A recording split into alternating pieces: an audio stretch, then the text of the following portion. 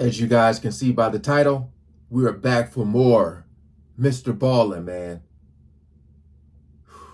Top 3 photos with disturbing backstories, part 7. This video uploaded 2 years ago. This is some throwback Mr. Ballin'. Again, appreciate you guys coming over. Shout out to all the good humans. Make sure you are subscribed to this brother's channel because he got so many videos, man. The Flannel King himself. All right, we ain't gonna waste no more time. Let's jump right into it. Today, I'm going to share with you 3 progressively more disturbing stories, and at the end of each of them, I'm going to show you the picture or pictures that are famously associated with that story. But before I get into today's stories, if you're a fan of the strange, dark, and mysterious delivered in story format, then you come to the right channel, because that's all I do, and I upload 3, 4, even 5 times every week. So if that's of interest to you, please cut all the Waldos out of a Where's Waldo book and give it to the like button for their birthday. Also, please subscribe to this channel and turn on all notifications so you don't miss any of my weekly uploads. All right, let's get into today's stories.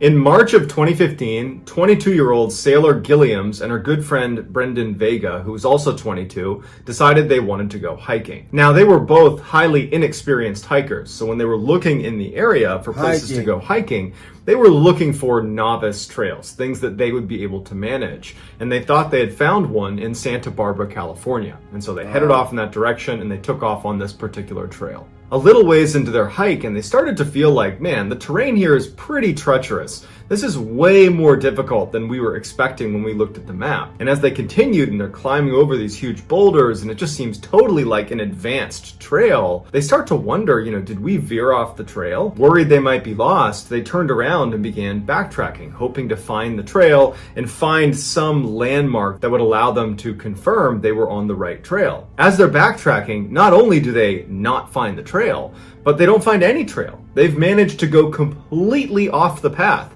and are now in this kind of random boulder field that they have no idea where it is on the map. Navigating this terrain in the daytime with light would have been difficult, even for an experienced hiker. But now it's nighttime, they don't have flashlights, and they're jumping boulder to boulder, and Sailor at some point loses her footing and falls and fractures her leg. Brendan rushes over and tries to help Sailor stand up, but she can't move. And so Brendan tries to put her on his shoulders and starts walking with her. And that works for a little while until they're passing by this waterfall and they fall off of it and they come careening down, they smash onto the ground, they survive the fall, but Brendan now has a broken... He wasn't lying when he said progressively. I'm just thinking like, break the leg. You see this in movies, especially if somebody's getting chased or followed. And you get tired from it, but just to walk upon a waterfall and fall, like, this is crazy. As he's just telling this story, jumping over boulders. This is why I don't hike. By this waterfall, and they fall off of it and they come careening down, they smash onto the ground, they survive the fall, but Brendan now has a broken elbow and Sailor now has a broken ankle on top of her broken leg. Sailor's in excruciating pain, and because of this fall, there's just no way Brendan's going to be able to lift her back up and keep walking. And so the decision was made that Brendan was going to go try to find help on his own, and that she would stay here and continue to yell for help in hopes that someone might hear her before Brendan got back. He takes off, and as soon as he's around the corner and gone, Sailor begins screaming for help, and she would... And then think about that. Think about that. Out of all the stories he's told about like serial killers and all this, now you got someone who can't even walk yelling for help, like in the middle of nowhere. All bad.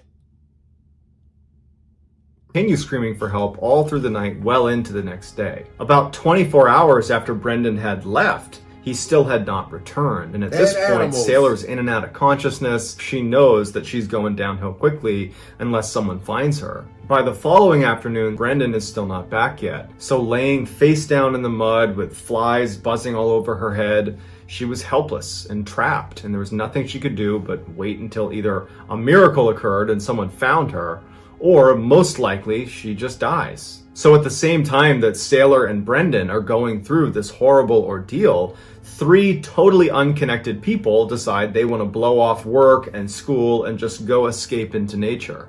And so they settle on a hike that would bring them to a waterfall in Santa Barbara, California. Even though this waterfall was a popular tourist attraction, it was very difficult to get to it. It basically required 45 minutes of almost uphill climbing across boulder fields. Very dangerous, and it's not something for a novice hiker to be doing. So they reach the parking lot, they take off on this hike, and when they're just at the base of the waterfall, instead of taking the main trail up to the top, the three hikers decide, let's actually go around off the trail to this pocket of boulders over here where there's a couple freshwater pools that have formed underneath the base of the waterfall. So they leave the main trail and they're climbing over these huge boulders. It's very dangerous. And at some point, one of the hikers starts taking pictures as they're kind of going across these boulders. Through the viewfinder, as they're taking pictures, they notice something out of the corner of their eye that's in frame. It was like this red flash of something.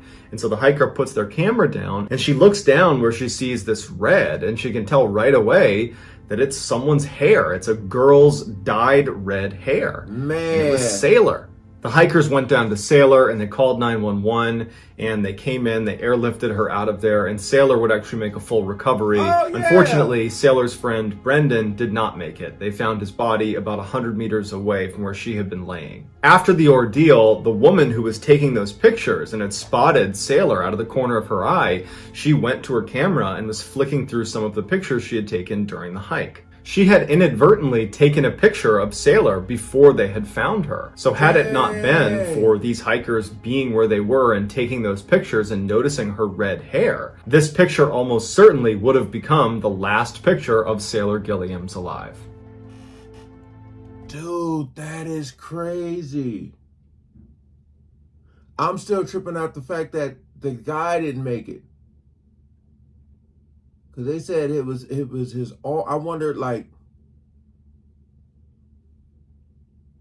again, if you're not experienced in nature like that, don't do it. Or go with someone who is experienced. You know, especially with all this climbing and jumping, like you break your leg, you break your ankle. It's like, you know, and then animals. Dang.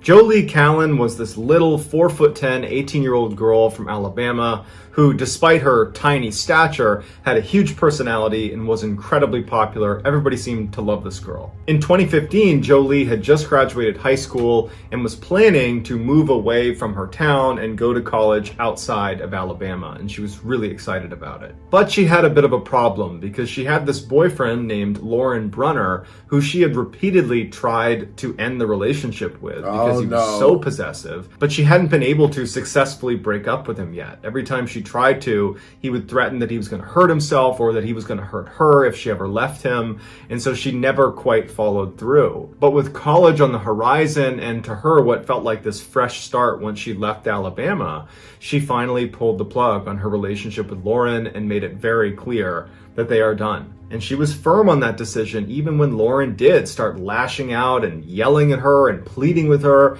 and doing everything he could to win back her affection, but it just wasn't going to work because she had moved on. For weeks, Lauren was trying to convince Jolie to change her mind, but again, Jolie just stayed firm on her decision. And after quite some time, it seemed like Lauren had finally got the message because his messages and cries for her to change her mind had stopped, and there was finally a little bit of distance between the two of them. On August 29th, 2015, Lauren would break that silence and would reach out to Jolie and ask her if she wanted to go for a hike with him, simply as friends. Jolie was naturally hesitant about this, worrying that, this hike as friends could very quickly turn into something more that she didn't want, but she did want to remain friends with Lauren.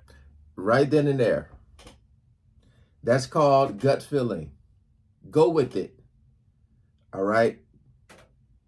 Like, someone you don't want to be with and who has threatened you, threatened themselves, all of a sudden want to go on a hike is never good. Never. It's one of those if I can't have you, nobody can situations, ladies and gentlemen. Man. Naturally hesitant about this, worrying that, this hike as friends could very quickly turn into something more that she didn't want. But she did want to remain friends with Lauren. He was very important to her, and so she reluctantly agrees to go on this hike. After Jolie responded to Lauren that she was willing to go, Lauren was really excited. And so he posted on Instagram this picture of himself looking, I guess, excited. It's hard to tell from the image. But the caption basically said that he was excited about going on this hike with her and that things were, quote, looking up. At the same time, after Jolie had given that answer to Lauren, after she had agreed, yes, I'll go hiking with you, she texted her friend jokingly, if something happens to me, you'll know who I was with. The next day, on August 30th, Lauren picks up Jolie and he begins documenting their trip on his Instagram page. Jolie gets in the car and he takes a picture of her and he captions it, on our way to go hiking. The second image that he uploads is of Jolie walking her dog Kiba in a parking lot. It appears that this lot is at the base of the hike they're about to go on. The third image shows Jolie standing on a rock overlooking this forest, and she's holding her dog Kiba. And it's clear, based on this picture, that now they've actually begun the ascent up this trail. The fourth and final picture that was uploaded to his Instagram page shows Jolie standing on a rocky cliff, and she's holding her own camera up and she's taking pictures out over this valley. And the picture was captioned, Jolie the photographer. Immediately after this picture was taken, Lauren would shoot Jolie twice and push her off of that cliff. He was sentenced to 52 years in jail and bragged to the inmates he was with that if he couldn't have her, no one could. What the heck? Did I just...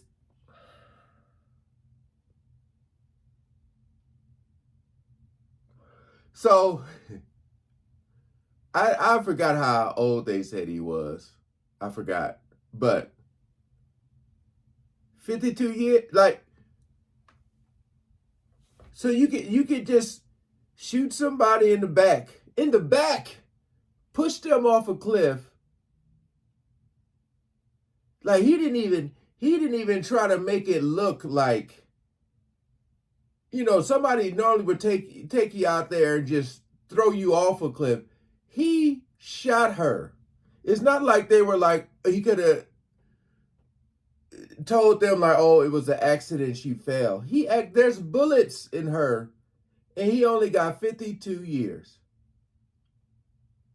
What, like,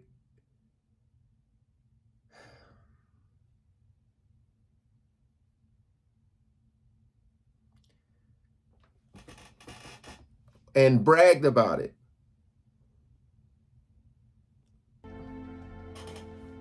In November of 1961, a wealthy doctor named Arthur Duperrault chartered a luxury yacht called the Bluebell to take he and his family from Fort Lauderdale, Florida to the Bahamas. Along with his family, which was Jean, his wife, his oldest son Brian, who was 14, Terry Jo, who was 11, and Renee, who was 7, Arthur also brought along Julian Harvey, who was a close friend of his that he had hired to be the captain of the ship.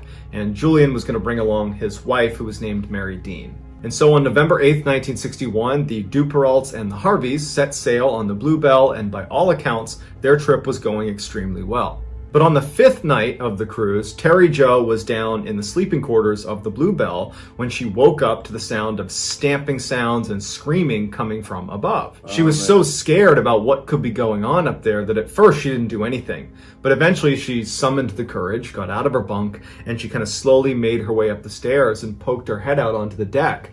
And immediately she sees that her family is lying on the ground. They're all deceased. As Terry Jo is frozen in terror, Julie and Harvey comes running up to her and tells her to go back down into the sleeping quarters. And so, not knowing any better, she just turns around and runs back down to her bunk. But as she's sitting there, she sees that water is flooding into the Bluebell. She can't stay down here or she's going to drown. So Terry Jo goes back up the steps, she goes onto the main deck, and she sees Julie and Harvey, who's standing over the edge of the boat. And she yells to him and says, "Are we sinking?"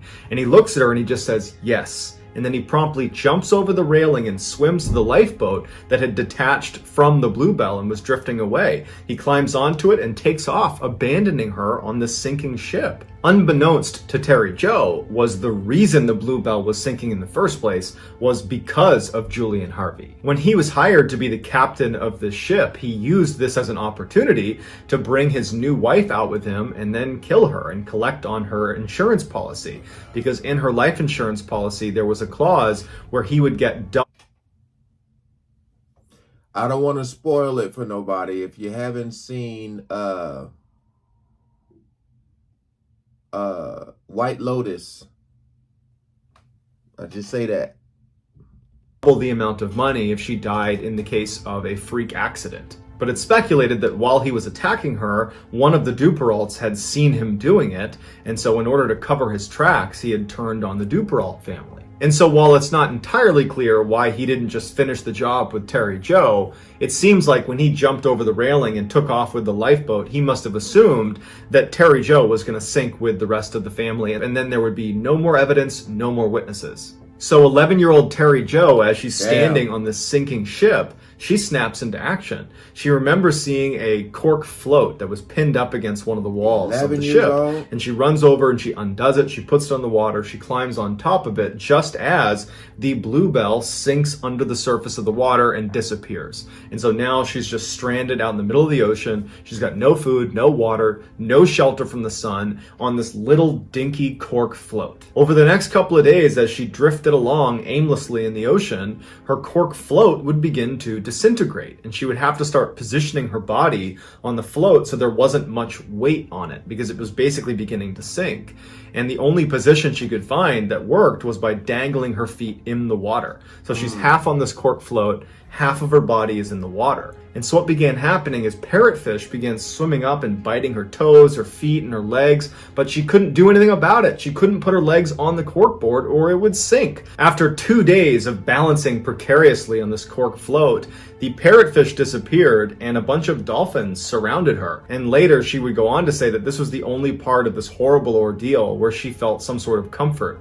These dolphins just swam around her and almost formed a protective barrier around her that kept the parrotfish away and kept other predators away from her. On November 16th, 1961, 84 hours after the Bluebell had sunk, a Greek freighter actually spotted Terry Jo. Amidst all the whitecaps, they were able to see this little girl on a float, and they drove over, and there she was. And initially, when they went down to try to get her, there was so many sharks swimming around her that they had to be very careful that they didn't accidentally knock her into the water, where she might be eaten by sharks. But eventually they were able to get Terry Jo into their basket and pulled her up onto the ship, and she would make a full recovery. As for Julie and Harvey, he had made it back to shore and had told authorities that the Bluebell had caught on fire and that everyone had drowned except for him. You know, he had done his best to save them, but he was the only one who could get out. And as luck would have it, he was literally in a police station giving information about what happened when the police were informed that Terry Jo had survived. And the police, they turned to Julian and they say, "Terry Jo survived. She's in the hospital. She's going to make a recovery." And Julian was said to have gone totally ashen in the face and then kind of composed himself and said, "Why, that's wonderful." Julian quickly excused himself and fled to a Miami hotel, and the next day he was found dead in his hotel room. This is the picture of Terry Jo that was taken by one of the Greek sailors right when they pulled up alongside her before they pulled her onto their ship. This image would soon appear in publications all over the world. Despite Terry Jo's horrifying ordeal, she would go on to live a very normal life and would have 6 children of her own. So that's going to do it, guys. Let me know what you thought of these 3 stories in the comments. Dude, sharks, that, oh man. For somebody who can't swim, myself, and knowing that there's shark, oh man. It is some cruel people out there, man. The dude said, wow, that's wonderful.